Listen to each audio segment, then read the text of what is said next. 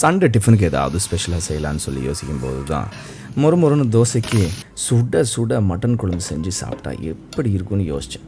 வாங்க cooker style mutton gravy எப்படி பண்ணலான்றதை பார்க்கலாம்.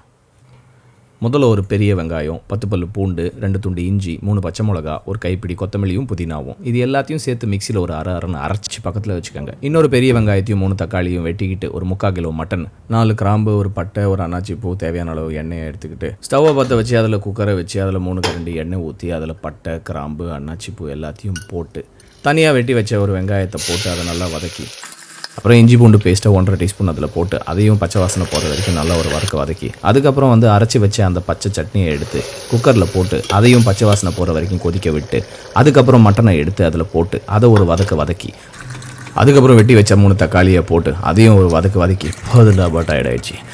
அப்புறம் காஷ்மீரி சில்லி பவுடர் 2 டீஸ்பூனை போட்டு அதோடு சேர்த்து 2 டீஸ்பூன் மட்டன் மசாலாவையும் போட்டு ஒரு 1/4 டீஸ்பூன் மஞ்சத்தூளை போட்டு தேவையான அளவுக்கு உப்பு போட்டுங்க. அதை நான் வீடியோ எடுக்க மறந்துட்டேன். அதுக்கப்புறம் நானும் ரெக்கார்ட் பண்ணுறேன்னு சொல்லி என்ன டிஸ்டர்ப் பண்ணிட்டு இங்கிலீஷில் சீனா போட்ட என் பொண்டாட்டி சொன்ன மாதிரி. அதுக்கப்புறம் இப்போ தண்ணி ஊற்றிட்டு இன்னும் கொஞ்சம் ஒரு கிளாஸ் தண்ணி ஊற்றி நல்லா வதக்கிட்டு க்ளோஸ் பண்ணி வைக்கலாம்.